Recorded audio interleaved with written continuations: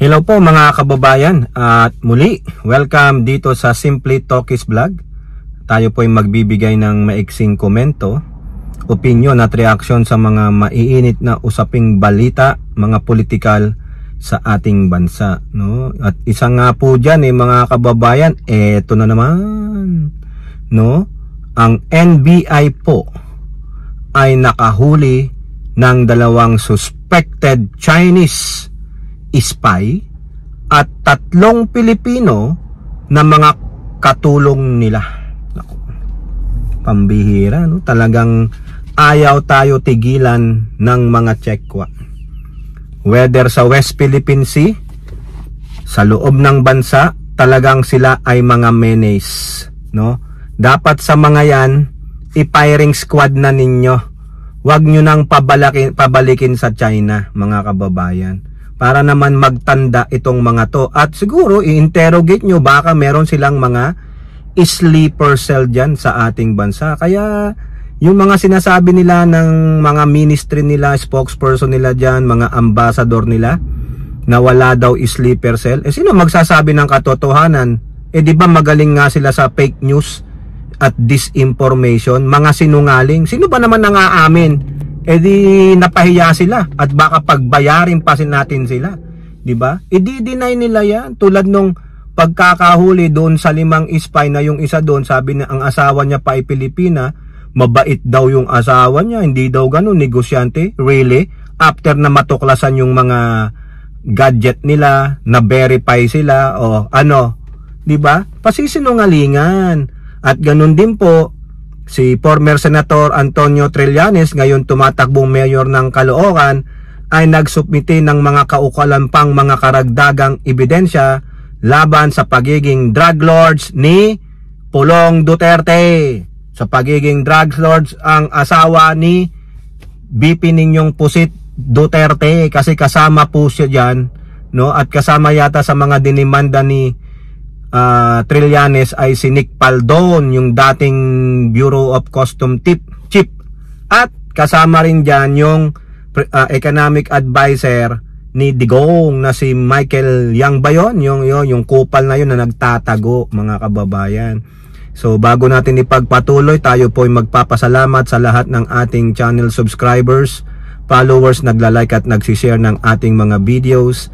Special shout out to all our OFWs, to the men and women in uniform, sa ating mga frontliners at mga guro. At muli, sana tayo pagpalain ng poong may kapal, and may God bless this Marcos administration and protect it from the evil forces, the likes of Dutertes, their minions, and the anti-Marcoses, no? So mga kababayan, eto nga, no, sinabi ng FBI tuloy ng NBI through Jaime Santiago na 2 Chinese nationals ang kanila pong nahuli na naglilibot, nag-i-spy sa ating mga military bases, malamang sa mga EDCA yan, no? Sa Malacanang. Biruin yung pati Malacanang, mga kababayan, iniispatan nila. Baka gustong itigiin, no, ng ang Pangulong Marcos. Baka yan naman yon, yung kausap ng BP Putit ninyo, si Putit, no?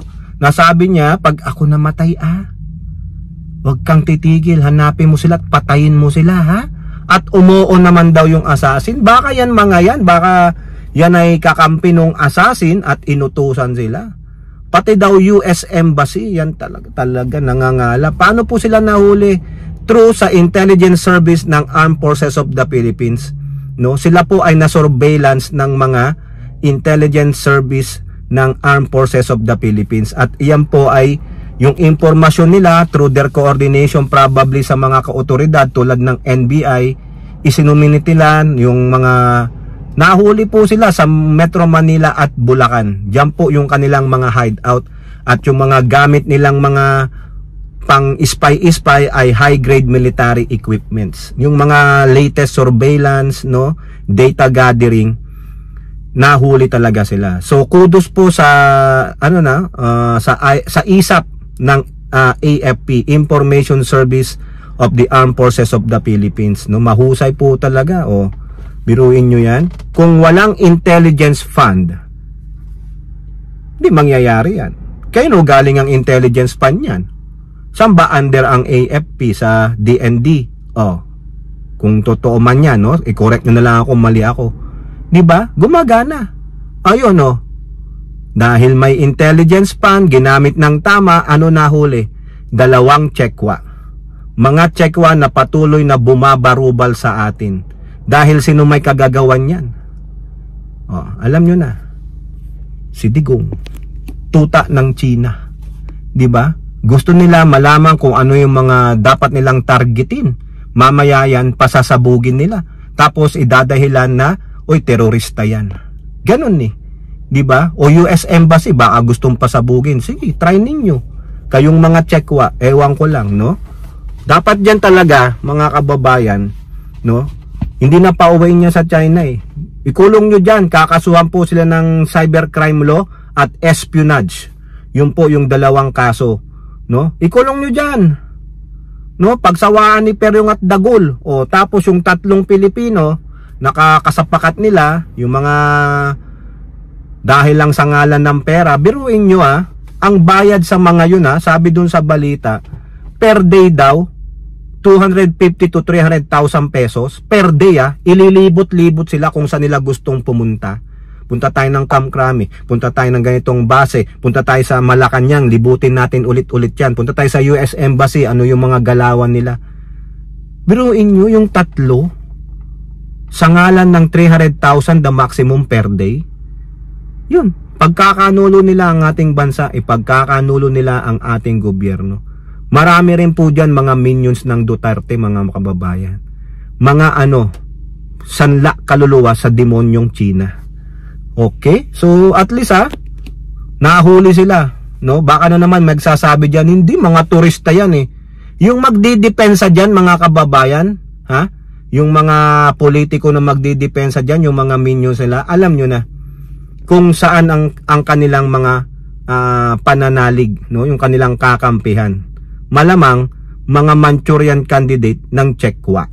Okay? So kudos po sa ISAP, kudos po sa MBI at yung mga iba pa nilang mga partner agency na nakahuli sa 5 na yan, no? Kayong mga Pilipino, kayong 3 Pilipino, dapat isama rin kayong i-firing squad mga walang hiya kayo.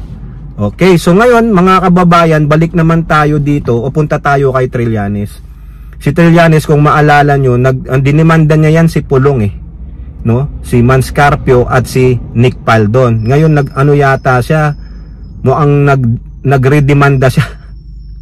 Tama ba yun? Kasi sa ombudsman daw mga kababayan, absuelto yan sila Pulong no? Pero sa criminal case sa korte, siguro nag-file si Trillanes ng yung drugs kay Pulong, no? Mga sinasabi niya may dragon tattoo, member ng triad.